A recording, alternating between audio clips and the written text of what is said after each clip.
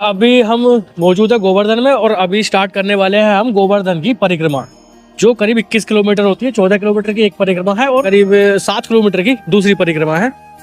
करते हैं शुरुआत करेंगे दान घाटी मंदिर से, दर्शन करेंगे और आगे चलेंगे और आपको बताएंगे कि आप यहाँ परिक्रमा कैसे कर सकते हैं, क्या है सही तरीका और परिक्रमा करने के कुछ नियम है, वो सारे नियम मैं बताऊंगा। साथ ही कहाँ कहाँ परिक्रमा के दौरान दर्शन करेंगे वो दर्शन कराऊंगा। तो पहले बात करते हैं कि आप यहाँ कैसे आ सकते हैं। गोवर्धन पहुंचने के 2 तरीके हैं। पहला तरीका कि आप अपनी कार बाइक लेकर आ जाइए, टैक्सी से आ जाइए, सबसे आसान रहता है। लेकिन कुछ लोग अपनी कार बाइक से नहीं आ सकते। हो सकता है आप गोवर्धन से या मथुरा से बहुत ज्यादा दूरी पर हो, तो आप पब्लिक ट्रांसपोर्ट से यहाँ पहुँच सकते हैं। अगर आप बहुत ज्यादा दूरी पर हैं तो फ्लाइट से आ सकते हैं। गोवर्धन का नजदीकी हवाई अड्डा आगरा में है। आगरा एयरपोर्ट से गोवर्धन की दूरी करीब 78 किलोमीटर है। वहाँ से आने के लिए आपको उत्तर प्रदेश रोडवेज की बस भी मिल जाएगी, जिसमें किराया 100 से 120 के आसपास रहता है। आप वहाँ से कैब हायर करके भी आ सकते हैं। 2500 से 3000 रुपए लगने वाले हैं। अगर आप ट्रेन से आना चाहते हैं तो आप मथुरा आ जाइए। मथुरा रेलवे स्टेशन पूरे देश भर से जुड़ा हुआ है। मथुरा से गोवर्धन आना भी बहुत आसान है। दूरी मात्र 21 किलोमीटर है। मथुरा से आपको सिटी बस भी मिल जाएगी। किराया 30 से 35 रुपए रहता है। ऑटो रिक्शा की फैसिलिटी भी मिल जाती है। किराया करीब 40 से 50 रुपए रहता है। आप चाहें तो कैब लेकर भी आ सकते हैं। इसके अलावा यूपी, राजस्थान के कुछ बड़े बड़े शहरों से और दिल्ली से सीधी बस सेवा मिल जाती है मथुरा तक। मथुरा से गोवर्धन कैसे पहुंचना है वो मैंने आपको बताया। दिल्ली से बाय रोड, बाय ट्रेन, बहुत से अलग अलग तरीके हैं गोवर्धन पहुंचने के। गोवर्धन पहुंचना बहुत आसान है। अगर आप अपनी कार से आते हैं तो गोवर्धन में एक बस स्टैंड के बराबर में ही बहुत बड़ी मल्टी लेवल कार पार्किंग भी है।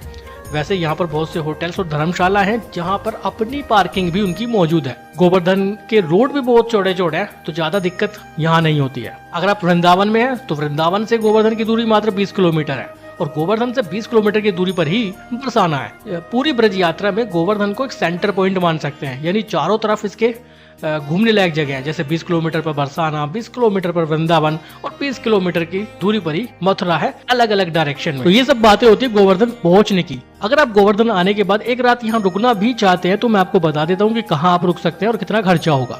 यहाँ पर रुकने के लिए शानदार होटल से लेकर धर्मशालाएं मौजूद है। रूम के किराए की बात करूं तो यहाँ पर 500 रुपए से रूम की शुरुआत हो जाती है, जो 5000 6000 तक जाती है। सभी तरह के होटल्स और धर्मशालाएं यहाँ पर बनी हुए हैं। अगर आप अकेले आए हैं तो यहाँ पर डॉर्मेट्री की भी सुविधा आपको मिल जाएगी, जिसमें 100 से 150 रुपए देकर आप यहाँ रुक सकते हैं। अब मेरे हिसाब से तो गोवर्धन आने के बाद कम से कम एक रात तो यहाँ रुकना चाहिए। हालांकि कुछ लोग ऐसे भी हैं जो शाम के वक्त गोवर्धन पहुंचते हैं, रात में गोवर्धन परिक्रमा करते हैं और परिक्रमा करने के बाद वापस लौट जाते हैं। कुछ लोग ऐसे हैं जो सुबह में गोवर्धन पहुंचते हैं, परिक्रमा करते हैं, जितने भी यहाँ पर घूमने लायक जगह हैं सभी जगह जाते हैं और उसके बाद वापस चले जाते हैं। लेकिन आप रुकना चाहे तो रुक भी सकते हैं। सुविधाएं यहाँ पर रुकने के लिए बहुत सारी है। लेकिन फिर भी अगर आप रुकना चाहते हैं तो गोवर्धन में यहाँ रुक सकते हैं। गोवर्धन बस स्टैंड के आसपास, मल्टी लेवल कार पार्किंग के आसपास, दान घाटी मंदिर के पास, मथुरा रोड पर, डिंग रोड पर या फिर बरसाना रोड पर, यहाँ कहीं भी रुक सकते हैं। हालांकि यहाँ पर एक परिक्रमा रोड भी है, वहाँ पर होटल धर्मशाला का चुनाव न करें, क्योंकि वहाँ पर आपको पैदल ही जाना पड़ेगा। वहाँ पर ऑटो रिक्शा, ई रिक्शा, आपकी कार बाइक नहीं जा पाएगी।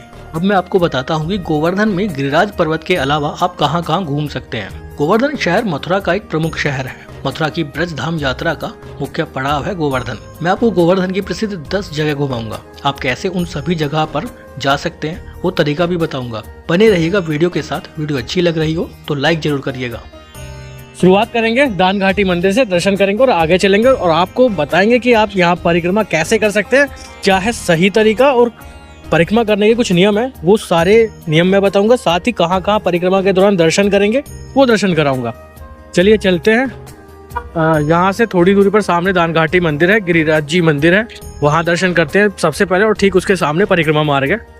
चलिए चलते हैं। तो लिस्ट में नंबर 10 पर है दान घाटी मंदिर, जिसे गिरिराज जी मंदिर के नाम से भी जाना जाता है। गोवर्धन शहर के बीचों बीच दान घाटी मंदिर मौजूद है। कहते हैं कि गोवर्धन यात्रा की शुरुआत करने से पहले दान घाटी मंदिर में दर्शन करने जरूर जाना चाहिए। आने वाले हजारों लाखों श्रद्धालु दान घाटी मंदिर में जरूर जाते हैं। इन सब के अलावा शहर के लोकल लोग प्रतिदिन मंदिर के सामने हाथ जोड़कर अपने दिन की शुरुआत करते हैं। बहुत मान्यता है दान घाटी मंदिर की। तो आप भी कमेंट बॉक्स में जय श्री गिरिराज जरूर लिखिएगा। यह मंदिर का प्रवेश द्वार, यहाँ से प्रवेश कर सकते हैं।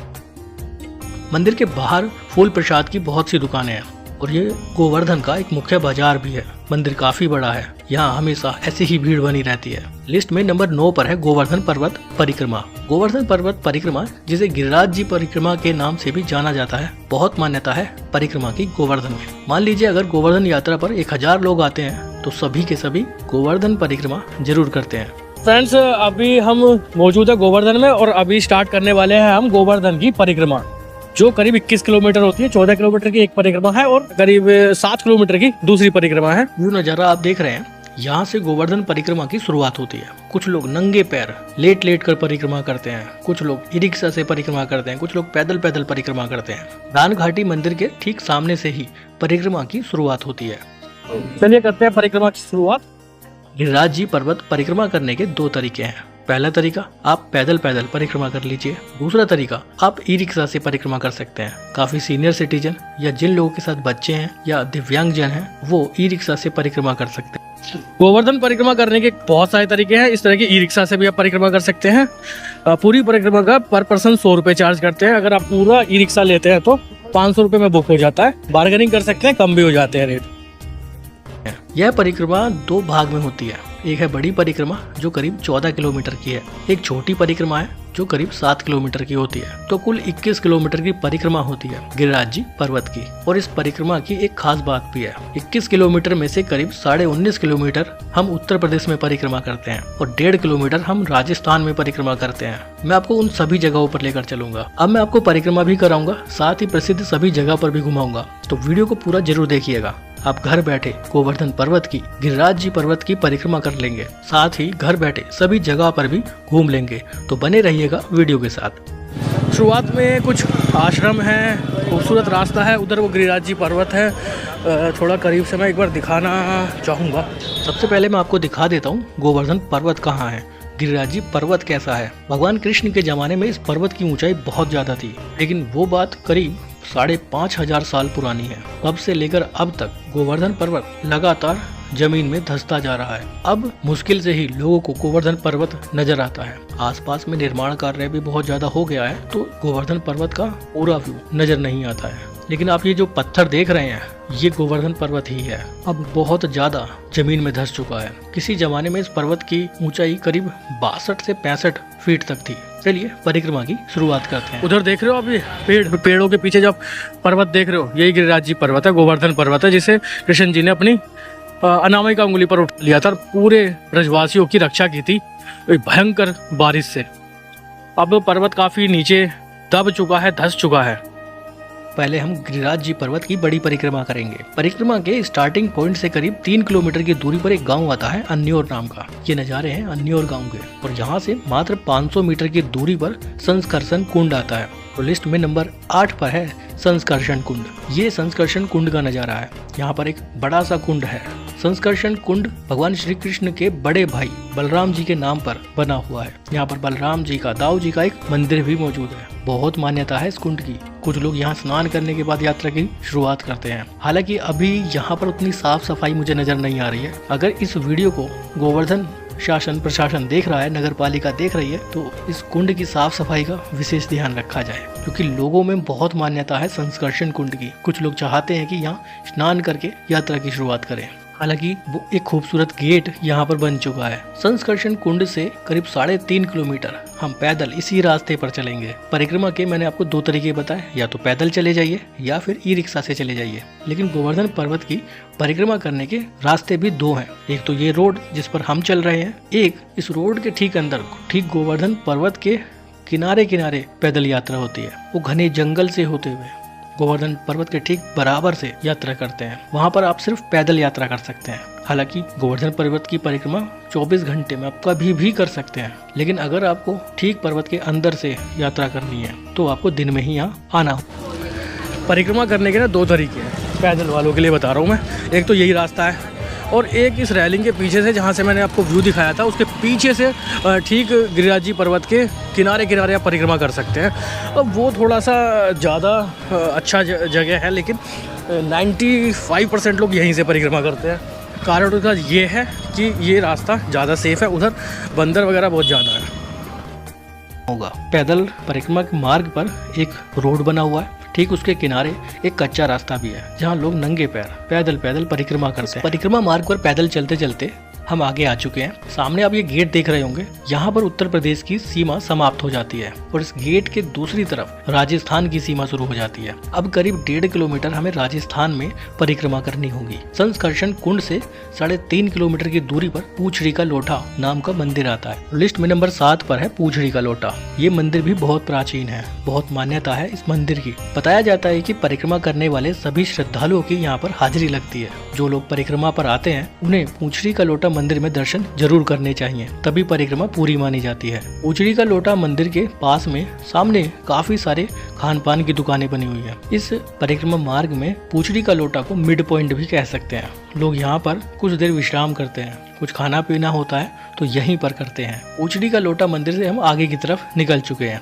पूछड़ी का लोटा से करीब 3-3.5 किलोमीटर की दूरी पर जतीपुरा नाम का गांव आता है, जहां पर गिरिराज जी का मुखारबिंद मंदिर है। लिस्ट में नंबर 6 पर है मुखारबिंद मंदिर। ये जो नज़ारे आप देख रहे हैं ये जतीपुरा गांव के हैं। परिक्रमा मार्ग से थोड़ा सा अंदर की तरफ जतीपुरा गांव में चलना पड़ता है, उसके बाद हम मुखारबिंद मंदिर तक पहुँचेंगे। तो फ्रेंड्स, परिक्रमा के दौरान अभी दूसरे पॉइंट पर आ गए हैं जो है जतीपुरा। यहाँ पर गिरिराज जी का मंदिर है।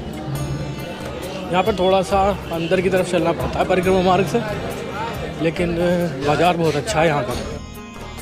मुखारबिंद मंदिर तक जाने वाला रास्ता एक मुख्य बाजार है। पतली पतली गलियां हैं, दोनों साइड में दुकानें हैं जिसमें फूल प्रसाद की दुकानें, खान पान की दुकानें बनी हुई हैं। बहुत छोटी छोटी गलियां हैं। इन्हीं छोटी छोटी गलियों से निकलते हुए मुखारबिंद मंदिर तक पहुंचेंगे। यहाँ हमेशा ऐसी ही भीड़ बनी रहती है। ये जो नज़ारा आप देख रहे हैं ये मुखारबिंद मंदिर का है। यहाँ पर गिरिराज जी पर्वत का एक मुख बना हुआ है जिसकी यहाँ पर पूजा की जाती है। दीपावली के बाद गोवर्धन के दिन यहाँ पर बड़े स्तर पर पूजा पाठ का आयोजन होता है। अन्नकूट प्रसाद का यहाँ पर चढ़ावा चढ़ाया जाता है। हालांकि प्रतिदिन यहाँ पर लोग दूध और जल चढ़ाते हैं। यहाँ भी हमेशा भीड़ बनी रहती है। जतीपुरा के मुख्य बाजार में ये मंदिर मौजूद है और बड़ी परिक्रमा का ये अंतिम पड़ाव है। आप चाहें तो यहाँ के बाजार में कुछ खरीदारी भी कर सकते हैं। लड्डू गोपाल से संबंधित बहुत सी दुकानें यहाँ पर बनी हुई हैं। कुछ खाना पीना चाहते हैं तो उसके लिए भी यहाँ पर काफी सारी ये दर्शन हुए हमारे गिरिराज जी मंदिर में जतीपुरा के अंदर, और अभी हम इस खूबसूरत से बाजार से होते हुए वापस परिक्रमा मार्ग पर पहुंचेंगे।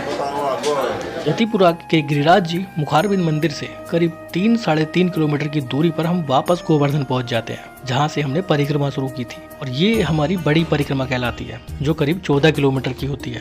अगर आप पैदल इस यात्रा को करते हैं तो 3 से 4 घंटे में आप आसानी से कर लेंगे सभी मंदिरों में दर्शन करते हुए। बड़ी परिक्रमा के बाद एक छोटी परिक्रमा होती है जो करीब 7 किलोमीटर की है। कुछ लोग एक दिन बड़ी परिक्रमा करते हैं और दूसरे दिन छोटी परिक्रमा करते हैं, और कुछ लोग पूरी 21 किलोमीटर की परिक्रमा एक साथ कर लेते हैं। सबकी अपनी अपनी श्रद्धा है। हालांकि पहले बड़ी परिक्रमा करना जरूरी माना गया है, उसके बाद आप चाहें तो अगले दिन छोटी परिक्रमा करने जा सकते हैं, चाहे तो एक साथ कर सकते हैं। छोटी परिक्रमा के शुरुआती पॉइंट से करीब 4.5-5 किलोमीटर की दूरी पर पहला पड़ाव आता है। इस परिक्रमा मार्ग पर भी लोग नंगे पैर पैदल लेट लेट कर परिक्रमा करते हैं। कुछ लोग ई रिक्शा से करते हैं, कुछ लोग पैदल पैदल परिक्रमा करते हैं। छोटी परिक्रमा के शुरुआती पॉइंट से करीब 4-4.5 किलोमीटर की दूरी पर अगला पॉइंट आता है राधा कुंड। तो लिस्ट में नंबर 5 पर है राधा कुंड। जो नज़ारा आप देख रहे हैं ये राधा कुंड का है। ये जगह बहुत पवित्र है। बहुत से लोग राधा कुंड में स्नान भी करते हैं। इस कुंड के बारे में बताया जाता है कि यहाँ पर अगर पति पत्नी एक साथ अगर पूजा पाठ करते हैं तो उनके लिए काफी अच्छा रहता है। आहोई अष्टमी के दिन यहाँ पर बड़े स्तर पर मेले का आयोजन होता है। बहुत से विवाहित जोड़े यहाँ पर आकर पूजा पाठ करते हैं। फ्रेंड्स, अभी परिक्रमा के दौरान हम राधा कुंड कृष्ण कुंड पहुंच चुके हैं। दर्शन कराते हैं आपको। ये जो कुंड आप सामने देख रहे हो ये राधा कुंड है। इस जगह की बहुत मान्यता है। काफी तरह के पूजा पाठ यहाँ पर कराए जाते हैं। कुछ लोगों को आप यहाँ देख भी सकते हैं पूजा कराते हुए। यहाँ पर लोग स्नान भी करते हैं। पहले बहुत ज्यादा स्नान यहाँ किया करते थे। पिछले कुछ समय में स्नान करने वाले श्रद्धालुओं की संख्या में कमी आई है। कारण स्पष्ट नहीं है। अगर आप कारण जानते हैं तो कमेंट बॉक्स में बता सकते हैं। कुछ लोग अभी भी यहाँ स्नान कर रहे हैं, लेकिन आज से करीब 10 साल पहले 15 साल पहले यहाँ पर बहुत ज़्यादा भीड़ भाड़ रहती थी और लोग स्नान करके ही परिक्रमा में आगे बढ़ते थे। लोग यहाँ आते हैं, अपनी मन्नत मांगते हैं, पूरी भी होती है, फिर आते हैं। तो लोगों का ऐसा मानना है कि यहाँ पर अगर पूजा करते हैं, जहाँ जो यहाँ के पंडे हैं वो कराते हैं पूजा, तो फलीभूत होती है और उसका रिजल्ट बहुत जल्दी देखने को मिलता है। ऐसी मान्यता है। अहोई वाले दिन जो अहोई होता है, अहोई अष्टमी जो कि अक्टूबर के महीने में आता है, उसका भी बड़ा महत्व है। नव दंपति आते हैं यहाँ पर संतान प्राप्ति के लिए भी पूजा करते हैं, तो ऐसा कुछ मानना है यार। काफी बड़ा मेले जैसा यहाँ पर आयोजन उस समय हो जाता है। जैसे कि मैंने आपको पहले ही बताया कि यहाँ पर पहले लोग बहुत ज्यादा स्नान किया करते थे और उसके बाद यात्रा पर आगे निकलते थे, परिक्रमा पूरी करते थे। लेकिन उस समय से यहाँ पर स्नान करने वाले श्रद्धालुओं की संख्या में कमी आई है, ऐसा नोटिस किया हमने। शायद उसका कारण एक ये भी हो सकता है कि इस समय कुंड में मुझे गंदगी ज्यादा नजर आ रही है। एक समय पर ये कुंड बहुत साफ सुथरा हुआ करता था, पानी बहुत साफ था, लेकिन अब पानी उतना ज़्यादा साफ नहीं है। शायद लोग इसी कारण से स्नान करने से बचते हैं। तो इसके लिए यहाँ के शासन को, यहाँ के प्रशासन को थोड़ा सा तो गौर करना चाहिए। कुंड की साफ सफाई, पानी की शुद्धता पर जरूर ध्यान देना चाहिए, ताकि आने वाले श्रद्धालु परिक्रमा के दौरान राधा कुंड और कृष्ण कुंड में स्नान कर सके और परिक्रमा के लिए आगे निकल सके। राधा कुंड के ठीक बराबर में ही श्री कृष्ण कुंड है, तो लिस्ट में नंबर 4 पर है कृष्ण कुंड। राधा कुंड और कृष्ण कुंड ठीक बराबर में स्थित है। और वहाँ काफी जो भीड़ भाड़ आप देख रहे हैं उसके ठीक पीछे की तरफ कृष्ण कुंड है। दोनों बराबर है।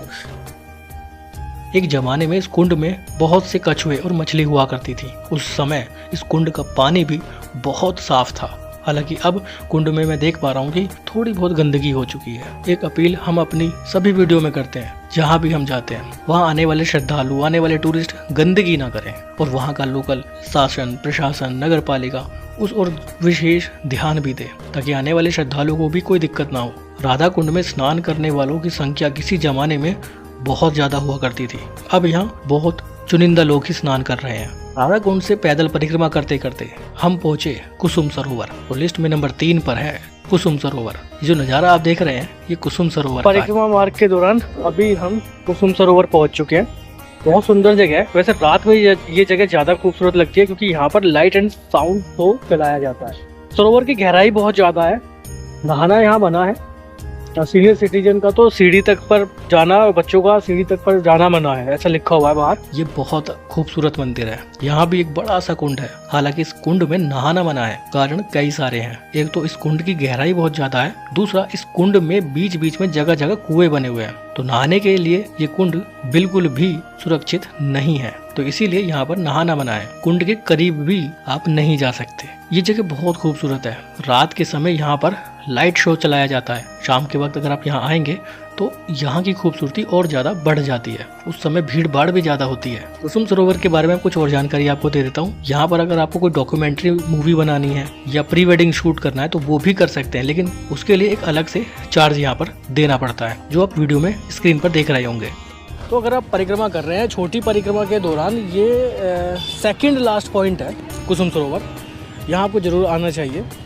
लिस्ट में नंबर 2 पर है मानसी गंगा। कुसुम सरोवर से पैदल 2 किलोमीटर की परिक्रमा करते हुए मानसी गंगा तक पहुंच सकते हैं। मानसी गंगा के आसपास एक पूरा बाजार है। खान पान की दुकानें हैं, लड्डू गोपाल से संबंधित दुकानें हैं, फूल प्रसाद की दुकानें हैं। मानसी गंगा मंदिर भी बहुत प्राचीन है। मंदिर के ठीक बराबर में एक पार्किंग बनी हुई है। यह है मंदिर का मुख्य गेट। मानसी गंगा मंदिर के बारे में बताया जाता है कि यहाँ पर मंदिर में दर्शन करने से पहले लोगों को मानसी गंगा में स्नान करना चाहिए। एक जमाने में सीधे मानसी गंगा में अंदर प्रवेश कर लोग स्नान करते थे, लेकिन अब यहाँ पर स्नान के लिए अलग से स्नान गृह बना दिए गए हैं, जहाँ पर पाइप से काफी ऊंचाई से अलग अलग जगह पानी गिरता रहता है। लोग यहाँ पर स्नान करके मंदिर में दर्शन करने जाते हैं। मंदिर के अंदर कैमरा अलाउ नहीं है, तो मैं मंदिर के अंदर आपको नहीं ले जा पाऊंगा। मानसी गंगा के बारे में कुछ लोग तो ये भी कहते हैं कि पहले मानसी गंगा में स्नान करना चाहिए, उसके बाद परिक्रमा की शुरुआत करनी चाहिए। लेकिन मानसी गंगा पूरी परिक्रमा के दौरान सबसे अंतिम पॉइंट है। छोटी परिक्रमा में भी हम सबसे लास्ट में यहाँ दर्शन करने आए हैं। मानसी गंगा यात्रा के बाद मात्र 400 मीटर की दूरी पर हम वापस गोवर्धन पहुँच जाएंगे। गोवर्धन पहुँचने के बाद हमारी परिक्रमा पूरी हो जाती है, जो रही 21 किलोमीटर की, जिसमें 14 किलोमीटर की बड़ी परिक्रमा और 7 किलोमीटर की छोटी परिक्रमा हमने की। गिरिराज जी पर्वत की, गोवर्धन पर्वत की सबसे पवित्र यात्रा मानी जाती है ये परिक्रमा, जिसमें हम अलग अलग कई जगहों पर घूमते हैं। जैसा कि मैंने पहले आपको बताया कि गोवर्धन आने वाले सभी श्रद्धालु, सभी टूरिस्ट इस परिक्रमा को जरूर करते हैं, चाहे वो पैदल करें, चाहे वो लेट कर करें, चाहे वो ई रिक्शा से करें, तभी गोवर्धन आने का कोई मतलब बनता है। लिस्ट में नंबर 1 पर है गोवर्धन के बाजार। इस पूरी परिक्रमा के दौरान, गोवर्धन यात्रा के दौरान आप गोवर्धन के सभी बाजारों को भी आसानी से घूम लेंगे, जिसमें कुछ बाजार जतीपुरा मुखारबिंद मंदिर में है, कुछ बाजार छोटी परिक्रमा के दौरान आप देखेंगे, जैसे राधा कुंड के पास, मानसी गंगा के पास या दान घाटी मंदिर के पास भी काफी बड़ा बाजार है। तो उस गोवर्धन के बाजारों को देखने के लिए आपको अलग से नहीं जाना पड़ेगा। तो ये होती है गोवर्धन की यात्रा। गोवर्धन में खान पान की बात करें तो यहाँ पर सभी तरह का शाकाहारी खाना आसानी से मिल जाता है। कुछ प्रमुख बड़े बड़े रेस्टोरेंट भी हैं यहाँ पर। खरीदारी करने के लिए मैंने आपको पहले ही बता दिया है, कुछ अच्छे अच्छे बाजार भी हैं यहाँ पर। गोवर्धन यात्रा के बजट की बात करें तो बहुत कम खर्चे में आप इस यात्रा को कर सकते हैं। मैंने वीडियो की शुरुआत में भी बताया था कि आपको यहाँ रुकने की जरूरत नहीं है। अगर आप यहाँ दिन में सुबह में पहुंच जाते हैं तो पूरे दिन में इस यात्रा को कर शाम को वापस जा सकते हैं। अगर आप शाम को यहाँ पहुंचते हैं तो रात में इस पूरी यात्रा को करके सुबह में वापस जा सकते हैं। हालांकि इस पूरी परिक्रमा को अगर आपको पैदल करना है तो 21 किलोमीटर की इस परिक्रमा को करने में आपको करीब 5 से 6 घंटे लगेंगे। वो आपकी स्पीड पर निर्भर करता है। तो रुकने की भी आपको यहाँ जरूरत नहीं पड़ेगी। हालांकि अगर आप यहाँ रुकना चाहते हैं तो रुक भी सकते हैं। बहुत सी धर्मशाला, गेस्ट हाउस यहाँ मौजूद है। जैसे कि वीडियो की शुरुआत में भी मैंने आपको बताया, दिल्ली से मात्र 3 से 3.5 घंटे में आप गोवर्धन पहुंच जाएंगे। बहुत कम खर्चे में गोवर्धन यात्रा हो जाती है। वीडियो अच्छी लगी हो तो लाइक जरूर करिएगा, शेयर जरूर करिएगा उन सभी लोगों के साथ जिन्हें घूमने का शौक है। क्या पता इस वीडियो से उनकी कुछ हेल्प हो जाए। फिर मिलेंगे आपसे एक नई जगह पर, एक नई जगह की इन्फॉर्मेशन के साथ। अभी के लिए बाय, बहुत बहुत धन्यवाद।